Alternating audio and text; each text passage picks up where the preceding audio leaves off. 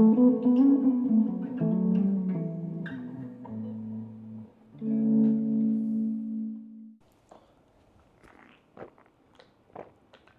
that's a good sound. Yeah! Tell me about your amp. This is new for you, right? Yeah, so this is a Victory V40 Deluxe, the Duchess. This is from Victory Amps in London. Just got this. Single 12 speaker. The best thing I like about it, it's got great breakup, but I can get it to break up at any kind of volume because it's got a 7-watt, 40-watt switch on the back, so it's not kicking as much as a Fender Deluxe. Also a great amp. Very loud though. But you played that amp for a long time. Yeah, I've always been a Fender guy. I've had, a variety of hot rods and twin reverbs and that kind of thing. But yeah, this was my first Victory. I was influenced, or inspired, I should say, by Aaron Shreve. Shout out to him. He's an awesome player out of Boston. A kid, but just insanely great player. So I want to sound like him. Still working on them. And then does your pedals, does this situation change up pretty consistently? Yeah, so this is kind of what I brought on the road last week on that tour, which really didn't require a whole lot, but I want to have a little bit of variety. I've always got these two kind of working hand in hand. It's a really common pairing with a Big Sky reverb and a Capistan, both made by Strymon. It's excellent pedals. You can get some weird kind of shimmery stuff going on.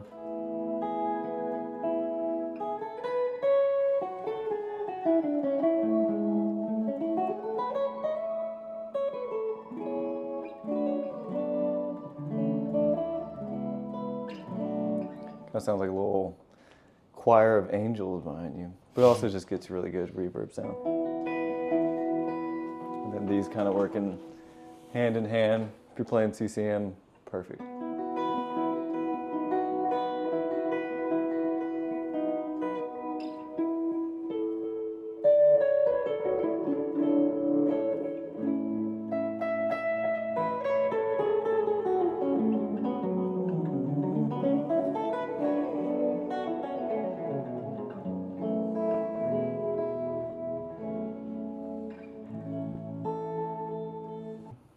This guy, we've got a nice compressor over here. It's called the pressure tank. It's got a little compressor. This is a drive pedal made by Brown Amplification called the Protein. Really popular among guitarists right now. I've got an envelope filter. So I can sound like Jerry Garcia sometimes. It's Electro Harmonics Micro Qtron. This over here, I was inspired by Ariel Posen. He uses really kind of deep fuzz. It's like, kind of sounds like an octave. Great, it's just a great lead tone. Also, Chris Buck uses it too, another English guitar player. Just kind of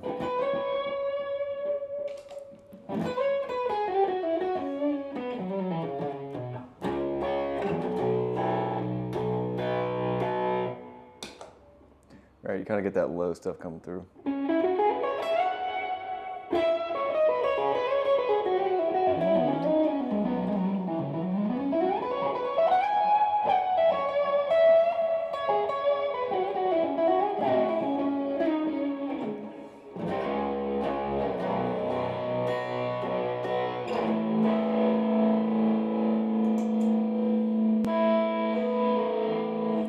And then I've got a nice chorus here. This is maybe not the same kind of model that Schofield uses, but he does use a lot of Ibanez pedals and guitars, and I've seen it on his board, so I went ahead and got this little mini guy.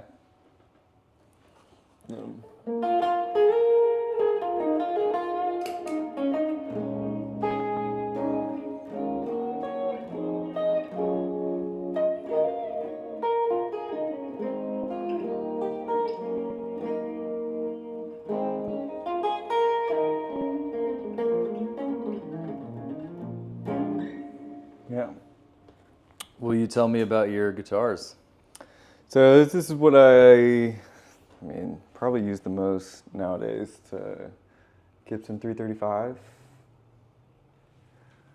This is I think 2013 model. Nothing too special about it. I did want to get a blonde one, you know, so I can see that grain. So yeah, it's extremely versatile. Can be, you know, your primary jazz box, or can also play really heavily driven stuff. I mean, it's got all the versatility of a Les Paul, and then some. And how often are you playing your Strat nowadays? I play it for when I'm playing at church, especially if we're doing like that 90s old school gospel stuff. Kind of chanky chank. Sounds great for that. Anything that I really need to cut through a mix with, if I'm playing live, a Strat is perfect for that.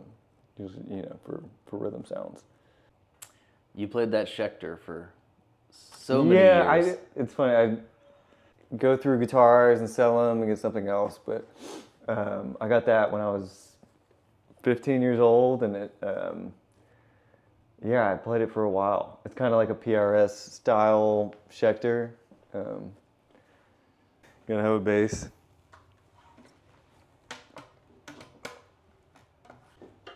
And then a nice Taylor. It's got a Kona back on it. Gotta have the cutaway. Primarily what I use for recording, this interface, this Apollo Twin, probably the most common one used, made by Universal Audio. I use a Line 6 Helix for performing, but it's great to just quickly move through a lot of different tones and sounds that I can just directly go straight into my DAW to record. I use Ableton to do most of my work with. What about the two computer setup? What's up with that?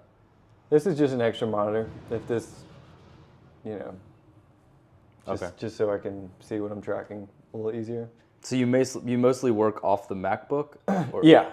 And then I'll just use that as an external monitor. Gotcha.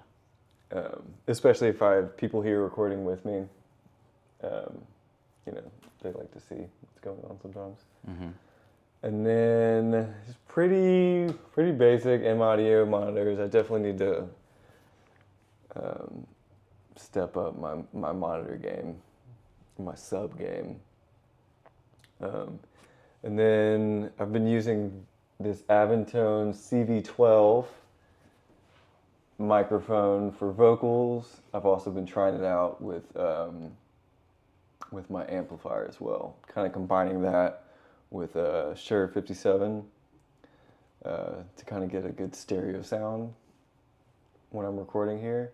That mic sounds really great. That's what, shout out to Taylor Swift. She's a new rising artist. You'll hear about her soon. Yeah, she uses that on like half her discography. So I've heard. And, you know, it's a relatively inexpensive mic made in Japan.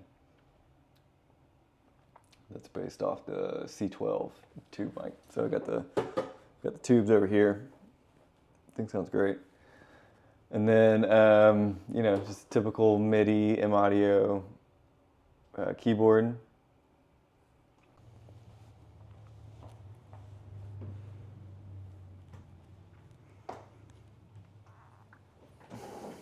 Thanks, Cam. Thanks, Logan. Let's go eat. Guitar?